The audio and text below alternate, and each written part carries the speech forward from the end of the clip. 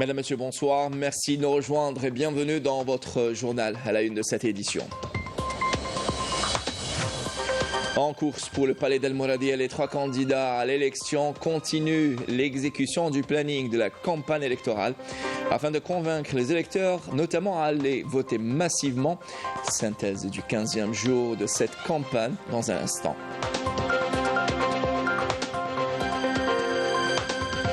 Et nos Algériens établis à l'étranger sont appelés aux urnes à partir de lundi 2 septembre. Et les délégués de l'ANI poursuivent l'opération d'inspection des préparatifs au niveau des sièges consulaires et diplomatiques d'Algérie en France. L'exemple ce soir depuis le consulat d'Algérie à Bordeaux, à J-3 du début de l'opération de vote. Et avec une capacité de production de 300 000 m3 jour, la méga station de dessalement d'eau de mer de Cap Genet à Boumerdès figure parmi les méga projets avec lesquels l'Algérie fait face au stress hydrique. Et dans cette édition et dans cette optique, pour une gestion meilleure des eaux usées, à Béchar peut se vanter d'abriter une méga station de traitement et d'épuration d'eau usée à laquelle l'État a alloué 4 milliards de dinars. Et visiblement, la victoire diplomatique de la cause sahraoui au Japon fait perdre au Merzen tous ses moyens, le poussant à amplifier sa politique répressive contre le peuple sahraoui dans la région de la Merat, près de la ville occupée de l'Aïoun, en vandalisant et détruisant des maisons par d'importants contingents à l'aide de bulldozers et d'engins de l'armée d'occupation marocaine. Les précisions dans ce 19h. Et puis sport football, retour de Riyad Mahrez et grande première de Amir Sayoud. Ce sont là 2 des 26 jours retenus pour le stage de septembre et en prévision de la rencontre qui opposera le 11 national à la Guinée équatoriale le 5 septembre prochain. Le sélectionneur national a animé une conférence de presse avec laquelle il a évoqué les objectifs des Verts. Voilà pour l'essentiel de l'actualité en titre. Merci pour votre attention. Les 3 candidats à l'élection présidentielle du 7 septembre prochain et en course pour le palais d'El Mouradia continuent l'exécution du planning de la campagne électorale afin de convaincre notamment les électeurs à aller voter massivement.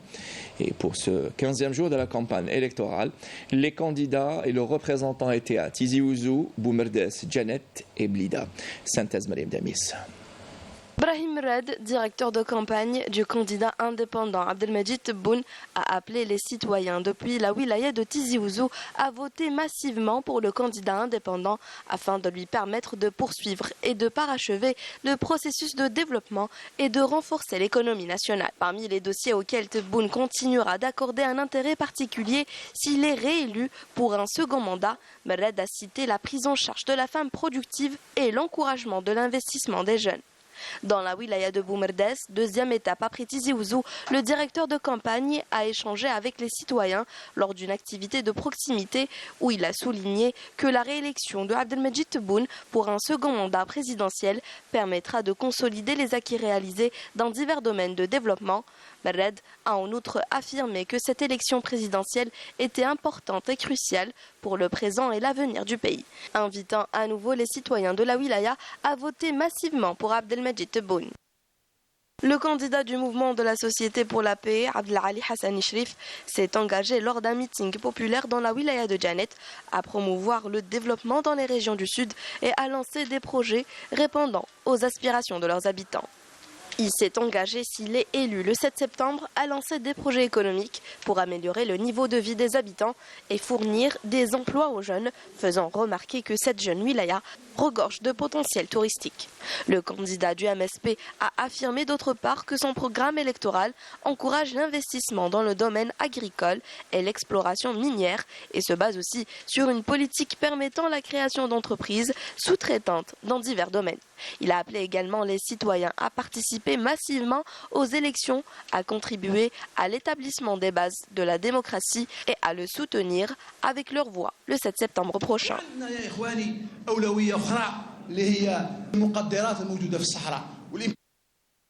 Animant une activité de proximité au centre-ville de Blida, le candidat du Front des forces socialistes, Youssef Aouchiche, a affirmé que la création d'emplois pour les jeunes constituait une priorité dans son programme électoral, à travers notamment l'encouragement de l'investissement dans plusieurs domaines. À ce propos, il s'est engagé en cas de son élection à la magistrature suprême à adapter les formations professionnelles et universitaires aux besoins d'emplois locaux. Il a évoqué par là même les principaux axes contenus dans son programme électoral Vision pour demain, notamment le volet social qui tend à prendre en charge les préoccupations des citoyens. Par ailleurs, le candidat du FFS a réitéré son appel aux citoyens à la nécessité d'adhérer au processus du changement en participant massivement à la prochaine échéance électorale afin de choisir le candidat approprié pour diriger le pays. Et nos Algériens établis à l'étranger sont appelés aux urnes pour élire leur président de la République à partir de lundi 2 septembre et à J-3 du début de l'opération de vote qui s'étalera sur 6 jours. Les délégués de l'ANI poursuivent l'opération d'inspection des préparatifs au niveau des sièges consulaires et diplomatiques d'Algérie en France. Ce soir, avec notre journaliste Ava Belouchette, l'on va du côté du consulat d'Algérie à Bordeaux où tout est fin prêt en prévision de ce scrutin. Regardez.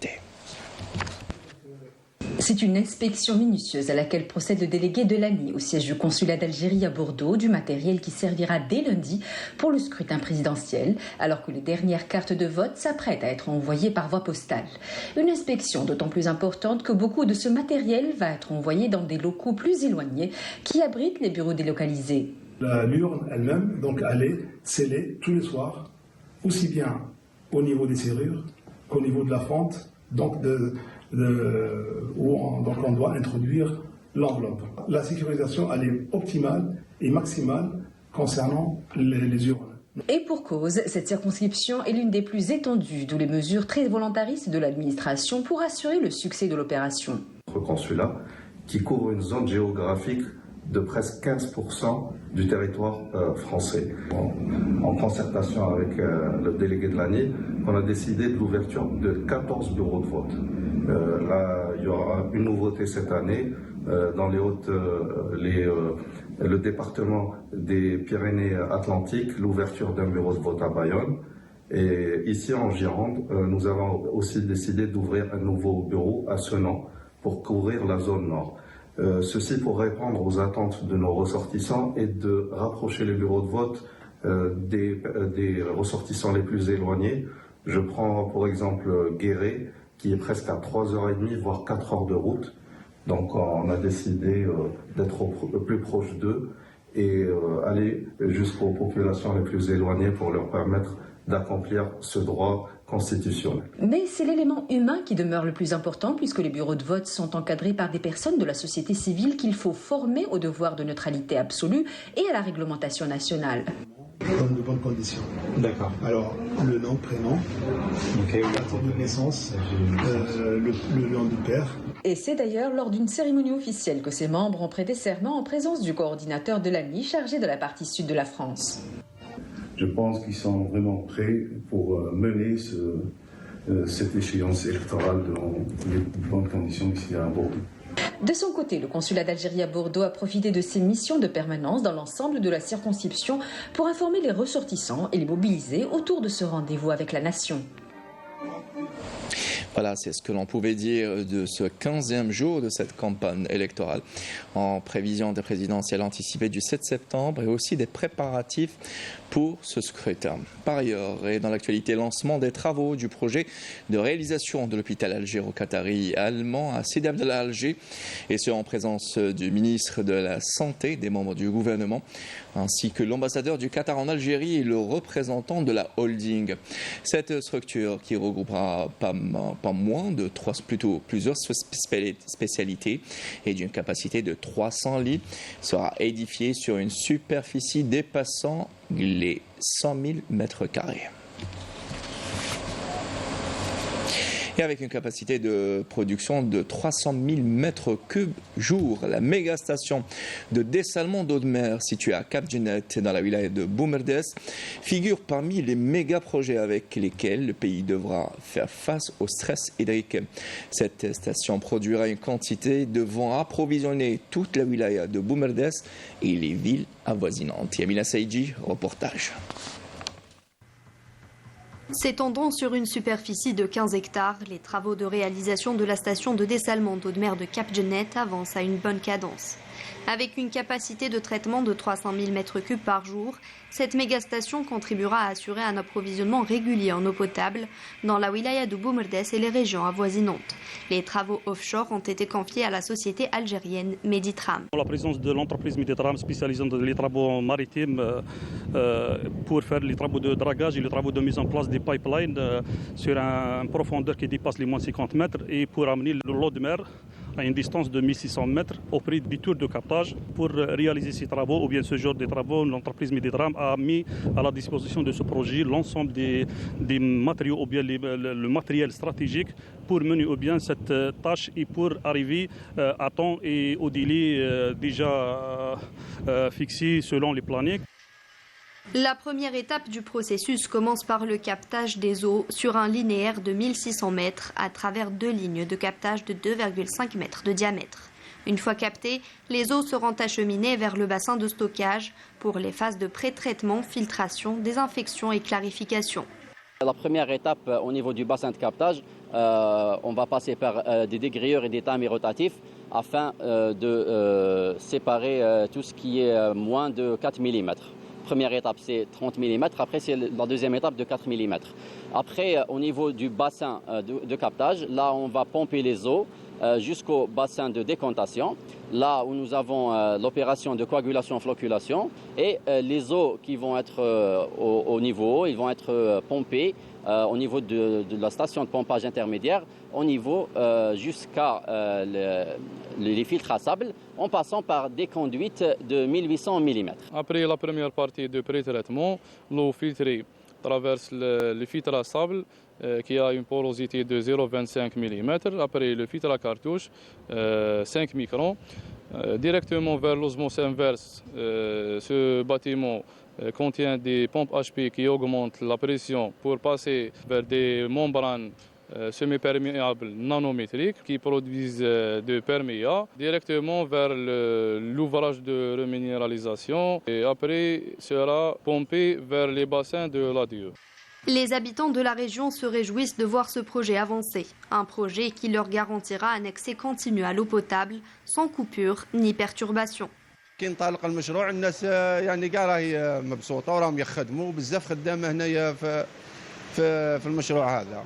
داين يلهاني صحاب لا ريجيون كي باسكو مع الخصاصه كي بومان يلها ياسن تسعونا مان اتولد ثينا كفوريت خاصه تصطس تقريكي لاسني لا ريجيون كي مامي لي ريجيون نظن ان شاء الله سير زاد تخون لي ستاسيون تيكي انت نشك بروبليم كي بومان ان شاء الله مع البروجي هذا ان شاء الله يكون ما تكونش ازمه تاع الماء ان شاء الله.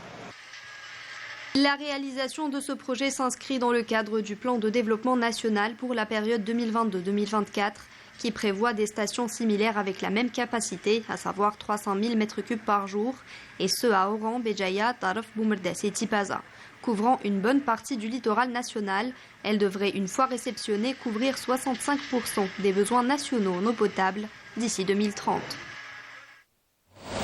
Et pour une bonne gestion des eaux, quelle que soit sa nature, et dans cette optique, zoom ce soir sur un gigantesque projet implanté à Béchar et sur une superficie avoisinant les 15 hectares et auquel les pouvoirs publics ont alloué un budget de 4 milliards de dinars. Et il s'agit là de la station de traitement et d'épuration d'eau usée et dont la mission principale est une gestion meilleure des eaux usées dans la wilaya. Cette station fonctionne avec des machines ultra modernes et des compétences 100% algériennes. Et Kalam Sadet, reportage. La station de traitement et d'épuration des eaux usées dont a bénéficié la ville de Béchar pour un coût de réalisation de 4 milliards de dinars se veut un projet pionnier en matière de préservation des ressources hydriques. تقوم بتصفية المياه المستعملة للمدينة ابتداء من محطة الضخ التي تقوم بضخ المياه نحو. La station traite les eaux usées de la ville de Béchar à partir de la station de pompage. La première phase est l'étape de pré-traitement qui consiste à isoler les impuretés, l'huile et le sable. Deuxième étape est le bassin d'aération qui consiste à aérer l'eau pour créer un environnement propice aux bactéries pour le traitement biologique des eaux. L'étape suivante est la clarification où se fait l'isolation de l'eau et de la boue. Avec des compétences 100% algériennes, nous avons suivi et accompagné le projet dans toutes ses étapes, en respectant les normes nationales et internationales appliquées dans ce domaine, pour aboutir à un produit de qualité selon la stratégie adoptée par l'organisme compétent responsable du secteur. La station de 5e génération est une réalisation algérienne avec une main-d'œuvre qualifiée 100% nationale. D'une surface totale de 15 hectares, cette station est dotée d'équipements ultramodernes qui lui permettent de traiter actuellement 17 000 m3 avant d'atteindre 55 000 m3 à l'horizon 2040. Elle est composée de 2 filières, filière eau et filière boue. Deux filières, filière eau et filière boue. Il existe 2 filières, la filière eau qui s'occupe du pré-traitement des eaux en passant par un bassin d'aération, des gazeurs puis clarification. Ces eaux sont destinées à l'industrie et domaine agricole. La filière boue composée de 3 étapes, épaississeur, déshydratation et ligne de séchage. Cette boue est destinée au domaine agricole. Elle contient aussi 2 laboratoires qui veillent sur la qualité des eaux traitées. Le premier laboratoire s'occupe des analyses physiques et chimiques, dont le pH, la température, la conductivité, etc. Concernant le deuxième laboratoire, il s'occupe des analyses bactériologiques, dont les coliformes totaux, les coliformes fécaux et les parasites nématodes intestinaux. Nous veillons quotidiennement sur la qualité des eaux entrantes et sortantes de la station pour obtenir une eau de qualité et conforme aux normes sanitaires de l'OMS. La concrétisation de cette STEP s'inscrit dans le cadre de la stratégie nationale de récupération des eaux usées et leur valorisation à travers la couverture des besoins des secteurs économiques, notamment celui de l'agriculture, dans le but d'assurer un développement intégré et durable de la région de Béchar.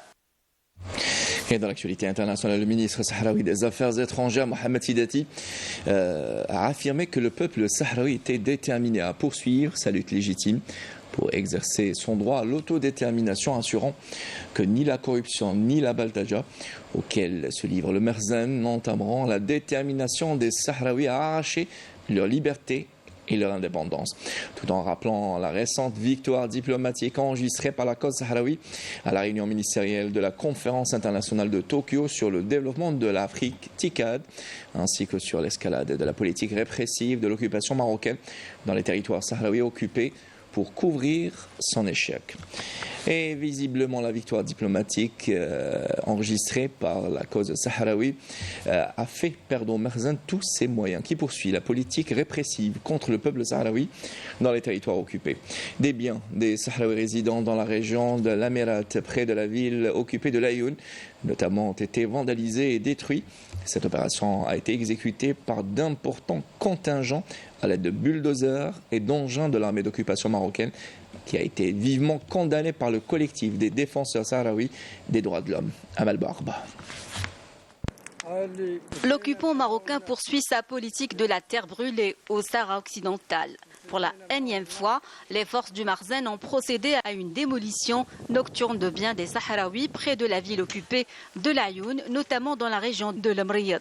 Cette opération brutale a été exécutée par d'importants contingents à l'aide de bulldozers et d'engins de l'armée d'occupation marocaine. Condamnant avec virulence ces actes criminels, le collectif des défenseurs sahraouis des droits de l'homme a indiqué que la destruction nocturne de ces maisons, occupées notamment par des personnes âgées, des malades, des femmes enceintes et des enfants, constitue une forme d'intimidation et de répression méthodique à l'encontre des Sahraouis dans les territoires occupés du Sahara occidental. L'occupant marocain fait preuve de lâcheté en procédant à la démolition nocturne de nos maisons. Ce sont des pratiques honteuses et une violation flagrante du droit international. C'est la terre de nos ancêtres et nous ne la quitterons jamais. Nous la défendrons jusqu'au dernier souffle. Selon le collectif des défenseurs sahraouis des droits de l'homme, les biens des Sahraouis résidant dans ces quartiers ont été vandalisés et complètement détruits, dans le but de déraciner les familles de leurs maisons et de leurs terres et d'installer davantage de Marocains dans la région dans le cadre des plans de colonisation en totale violation du droit international humanitaire. Et contre l'occupant sioniste en Palestine, l'Algérie renouvelle son appel à un cessez-le-feu à Gaza, avertissant d'un embrasement de la région. L'adjoint du représentant permanent algérien aux Nations Unies a également appelé à cesser les agressions sionistes au Liban et au retrait des territoires libanais, condition à la stabilité dans la région. Nassim Gouaoui a également salué le prolongement d'un an du mandat de la force de maintien de la paix au Liban. Et il s'est exprimé lors d'une réunion du Conseil de sécurité de l'ONU sur le Moyen-Orient et la Syrie. Et retour chez nous, sport football, retour de Riyad Mahrez et grande première de Amir Sayoud. Ce sont là 2 des 26 joueurs retenus pour le stage de septembre. Et en prévision de la rencontre qui opposera le 11 national à la Guinée équatoriale le 5 septembre prochain, le sélectionneur national Petrovic a animé une conférence de presse à travers laquelle il a évoqué notamment les objectifs des Verts. Compte rendu, c'est Ahmed Bouraïb. Entamer de la meilleure des manières la campagne de qualification à la prochaine CAN, c'est l'objectif de la sélection nationale. Pour Vladimir Petkovic, la Guinée équatoriale est un adversaire à ne surtout pas sous-estimer. La première équipe qu'on va affronter, c'est une équipe qui a démontré dans les derniers mois, aussi à la CAN, qui a une équipe très soudée, une équipe qui sait exactement quoi faire et qui est capable de jouer pendant tout le match à un bon niveau. Pour le stage de septembre, 26 joueurs ont été retenus. On notera le retour de Riyad Mahrez, mais aussi la grande première de Amir Sayoud. Le rôle de Mahrez est très important pour l'équipe, mais pour moi-même. Tout ce que Mahrez a fait jusqu'à maintenant pour l'équipe nationale de l'Algérie mérite mon respect. Et je suis convaincu qu'il peut encore donner beaucoup à l'équipe nationale d'Algérie et surtout je suis convaincu qu'il peut aussi aider les jeunes joueurs, on en a beaucoup dans l'équipe, pour progresser. Pour rappel, l'Algérie affrontera la Guinée équatoriale le 5 septembre prochain au stade Miloud Hatfi d'Oran.